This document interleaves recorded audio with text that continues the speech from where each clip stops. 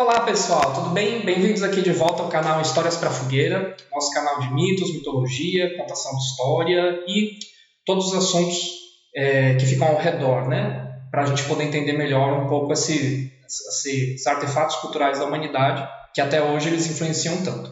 E quando eu comecei essa saga, por assim dizer, né, de heróis gregos, eu não sabia que a Netflix ia fazer uma série chamada Sangue de Zeus, que traz justamente isso, né?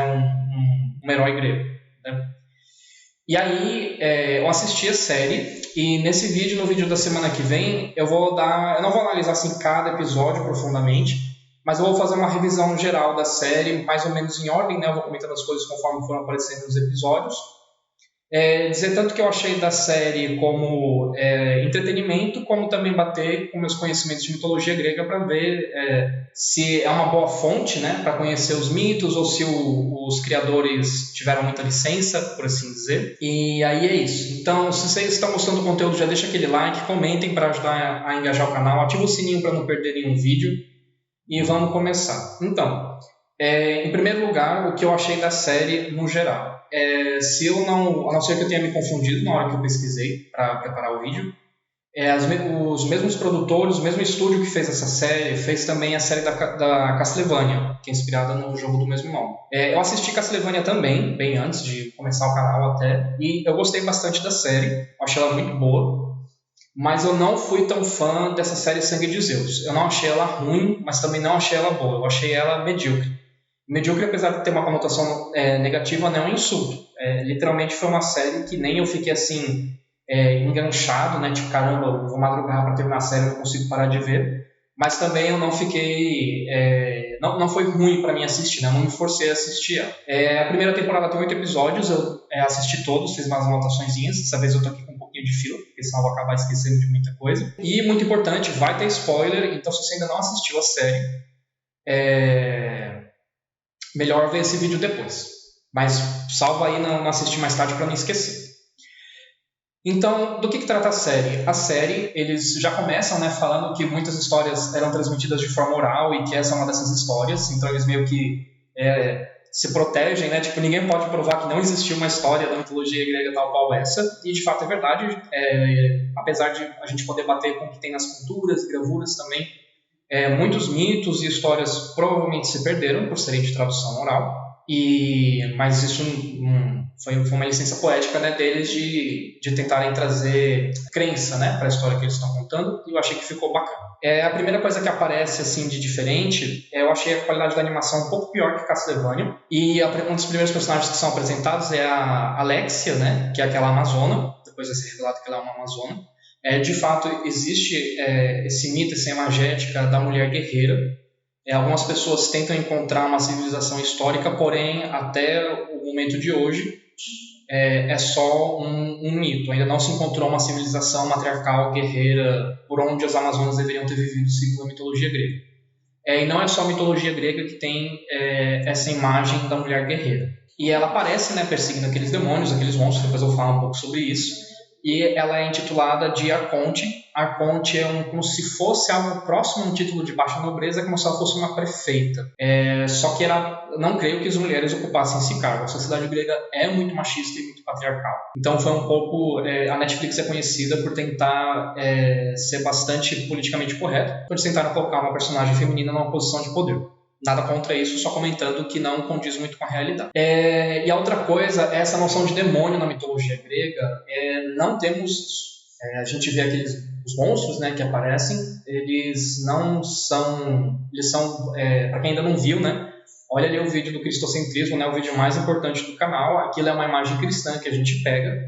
E como os romanos absorveram muito da mitologia grega, e a moral cristã absorveu muita coisa da moral romana, dos patrícios, a gente vai ter um vídeo depois falando disso, a gente acabou um pouco como Perseu acabou absorvendo algumas características do Belerofonte, algumas características da moral cristã, hoje em dia a gente acaba jogando na mitologia grega. Essa noção do demônio não tem. Eu vou falar um pouco mais sobre isso conforme for chegando nos episódios, né, que as coisas vão aparecendo. E a gente vê um tema muito comum, né, que é o protagonista, o Eron. Ele aparece como uma pessoa, né, que tem essa força divina e não abusa dela, Você vê uma pessoa calma que tenta proteger a mãe, né, apesar das pessoas maltratarem eles. Isso é um tema muito comum, né? A pessoa nasce, né, filho do rei dos deuses, mas é reduzida a uma vida pior que de um fazendeiro. Isso é um tema bastante comum, depois a gente vai ter um vídeo só para falar desse tema. E uma outra coisa também que apareceu na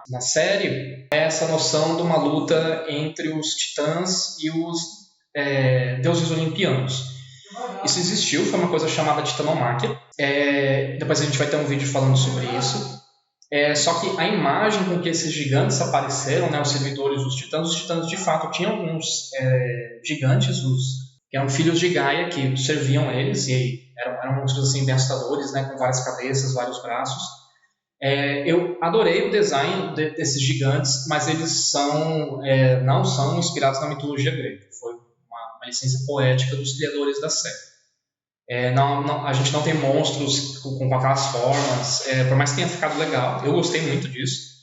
Eu não posso dizer que tenha sido uma coisa típica da mitologia grega. E como curiosidade, apesar deles terem colocado um pouco assim os titãs como malvadões, isso também é uma coisa, de novo, cristocentrismo, né? Tipo, vieram os deuses do Olimpo, né, que são do céu, e aí a humanidade ficou boa. Quando você vai na mitologia grega, a humanidade teve uma era de ouro. A gente pode fazer uma analogia com os tempos do Éden, na religião cristã. Só que quando os deuses olimpianos derrotam os titãs, que acaba a era de ouro da humanidade. Isso é uma curiosidade que eu vou explorar mais quando a gente for falar da titanomáquia.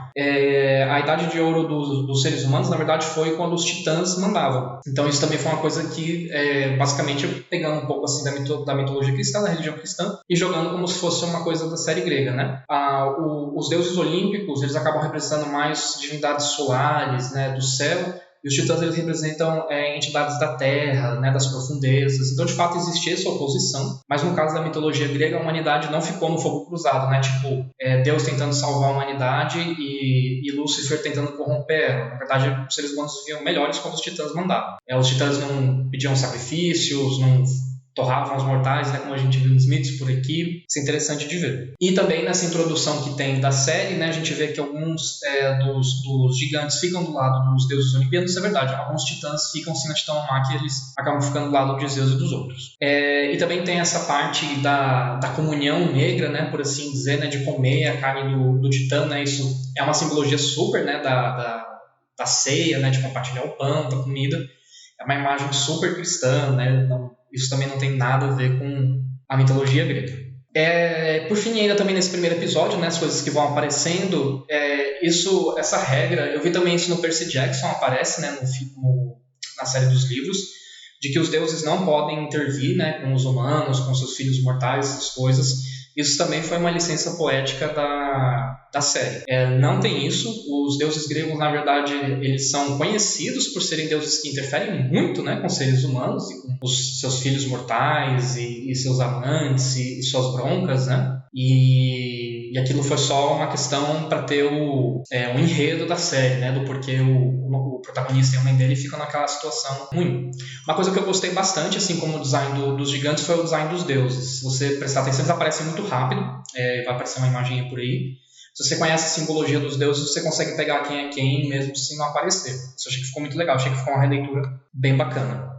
Que mais? A gente vê que, já a partir do segundo episódio, né, a gente vê que a águia aparece bastante como um símbolo de Zeus. Isso bate, né, com a mitologia que a gente conhece. A águia é o símbolo de Zeus, né, junto com o raio e alguns outros. Eles mostram os deuses dos sonhos, eles acertam os nomes e as funções deles, mas essa coisa dos deuses dos sonhos serem malvados e obedecerem assim, isso também não. Não tem essa noção de bem e mal. De novo, é uma coisa super cristã. E uma curiosidade, né, quando aparece o pai mortal do Eron, né, aquele deus, aquele rei, o Periandro, na série ele aparece um pouco como um cara bruto, ignorante, malvado. Existe essa figura histórica. De fato, ele teve 2 filhos. Spoiler, né? O monstro da série, né? O Serafim, na verdade, é irmão do Eron. Só que um filho era meio leso e um era mais inteligente, mas o Periandro, que é o nome daquele rei, ele foi um rei de Corinto e ele foi visto como um bom rei, fez Corinto se expandir, ele foi considerado um dos grandes sábios da antiguidade, inclusive. Então aqui também foi os produtores da série que mudaram isso. Naquela cena, né, que Zeus se revela divinamente para a mãe do Hera, aqui tem também uma coisa que, inclusive, aparece em outras religiões, né? Os deuses gregos eles sempre apareciam disfarçados para os mortais, porque se eles se revelassem na essência divina deles, os mortais acabavam cegos, machucados, ou às vezes até pulverizados, né? Eles viravam cinzas. Então isso também é uma coisa que acontece na mitologia grega, mas o resultado não é bacana para os mortais. E aí aparece Hera também bastante nesse episódio, com a coroa dela, né? Ela é a rainha dos deuses. Quando a gente for falar de Zeus, a gente vai ver um pouco porque ele tem tantos casos assim, porque as esposas, as várias amantes de Zeus são mais importantes que ele até, né? Os casais são mais importantes do que os deuses separados. E, de fato, isso é um tema muito comum e muito real na mitologia grega, que Zeus tem casos, né, com suas amantes, e Hera fica com ciúmes e fica muito pé da vida. Só que ela não costuma descontar em Zeus. Isso vai aparecer também um pouco mais para frente no enredo, né? Zeus é o deus mais poderoso. Absolutamente nem todos os outros deuses juntos podiam vencer ele. Então, geralmente, quando você fica bravo com Zeus, você canaliza um pouco esse teu mau humor para outras pessoas. E aí, de fato, Hera, na mitologia grega, acaba tentando se vingar nas amantes e nos filhos bastardos de Zeus. Aparece Apolo também nesse episódio, e ele mostra bastante empatia com Hera. Isso é legal, porque eles pegaram na mitologia grega que Apolo e Artemis são também, né, deuses que nasceram de um caso de Zeus com uma mortal, e Hera castigou muito eles. Então ver essa empatia de Apolo com esse outro irmão bastardo, por assim dizer, realmente não aparece na mitologia, né? Mas eu achei uma coisa bem bacana. E também isso de Apolo ajudar Zeus com os casos dele não aparece na mitologia. Que mais? Também tem um pouco disso dos oneiros aparecendo, mas eles não obedecem Hera, eles obedecem Hades na mitologia. E eu me pergunto para vocês, eu fiz aqui um vídeo falando sobre a Rubris, se quando o Hera nega a ajuda de Zeus, né, nega aquela espada que ele forja para ele não está cometendo Rubris, né, dizendo que ele não precisa daquilo. Assim, Deus aparece e te entrega uma coisa e você acha que você não precisa daquilo. Eu não acho que os produtores da série tenham pensado assim nesse tema da Rubris, né, como eu falei, é uma coisa um pouco mais específica. Não tenho como julgar, né, quanta pesquisa eles fizeram, mas acho que acabou sendo um pouco mais acidental, por assim dizer. Que mais aqui? No episódio 3 a gente vê Apolo com a carruagem dele, que é uma simbologia bem bacana, né? A carruagem dele é o Sol, né? Então quando a gente, para o homem grego, né, simbolicamente, quando o Sol nasce vai se pondo, é Apolo com essa carruagem dele. A gente vê a sandalinha de Hera, e nesse episódio a gente vê muito essa questão, um pouco dos casos de família que tem entre os deuses gregos. Isso é uma coisa muito legal quando a gente for ver. A gente vai ter uma saga só dos deuses olímpicos, né? Obviamente. Eu acho que eu sou meio que obrigado até a falar deles, né? Você não pode falar da mitologia grega sem falar desses deuses principais, apesar de eu preferir começar com os heróis. Isso é uma coisa que é muito próxima assim, da mitologia grega. Os deuses gregos são, acho que, acredito eu, um dos deuses mais humanizados que se encontra nos mitos. As relações entre eles é uma coisa assim, muito humana, né? Parece assim, mesmo uma grande família com seus conflitos, né? Aquele tio que nunca aparece, mas quando aparece reclama, o pai traíra, os filhos rebeldes, esposa ciumenta. Você vê arquétipos, né, que a gente encontra também em famílias reais, né? Eu acho que os deuses gregos eles são muito próximos até hoje, não só porque a gente viu muita coisa da mitologia, da filosofia grega, mas também porque são divindades muito próximas, né? Só que eles são hiperpoderosos, o que faz deles muito perigosos, né? Como comentei nos vídeos anteriores, não é bom Deus nem gostar nem desgostar de você, geralmente acaba em tragédia para o mortal.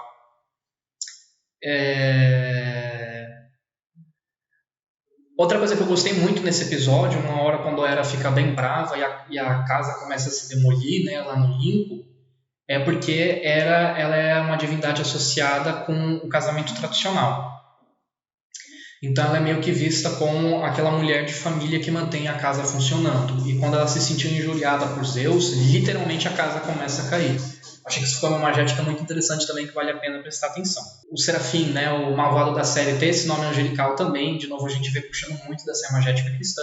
Não estou dizendo que isso é ruim, que está errado, só estou comentando que não é uma coisa típica da mitologia grega, né? Separar um pouco para a gente saber. Então, acho que um dos objetivos dos canais é um pouco esse. E eles falam dessa cidade de Melidone, e ela é uma cidade real. que tem sim vai aparecer depois na série, né? Tem uma série de cavernas subterrâneas, isso existe, é um lugar turístico que você pode conhecer.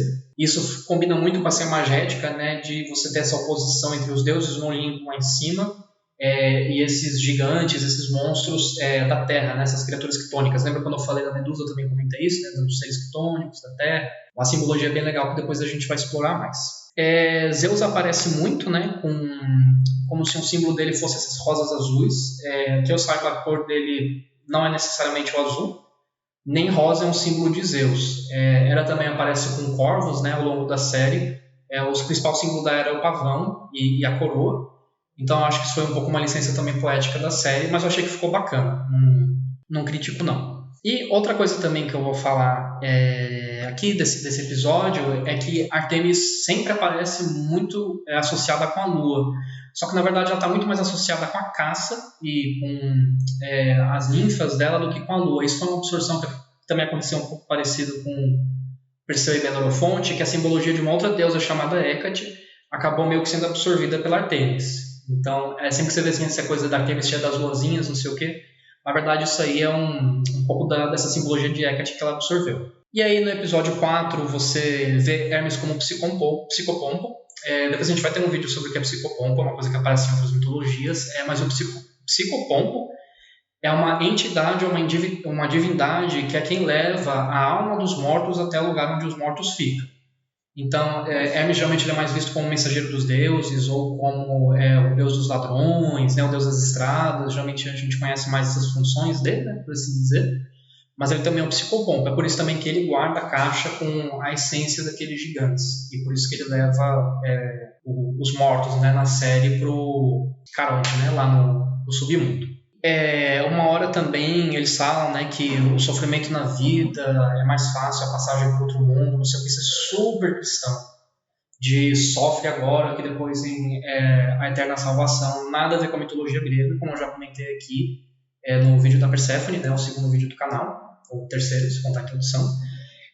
O mundo dos mortos para o grego ele não era assustador, ele não tinha sofrimento, a não ser que você fosse castigado no Tártaro, eles tinham sim uma visão especial, por assim dizer. Ele só era sem graça. E, eles não tinham essa visão. Você cruza e fica lá, ou você vai para os Campos Elíseos se você foi. Não é ser bom. Se você teve destaque na tua vida, você vai para os Campos Elíseos, que é uma espécie de paraíso, ou você vai ficar ali numa espécie de cidade onde você fica como sombra, ou você vai para o Tártaro se você cometeu algum tabu contra os deuses em geral. E uma outra simbologia que aparece, né, quando você vê a história do vilão, né, do Sephiron, que tem aquela ursa que dá para ele mamar quando ele é pequeno, que dá força para ele, né?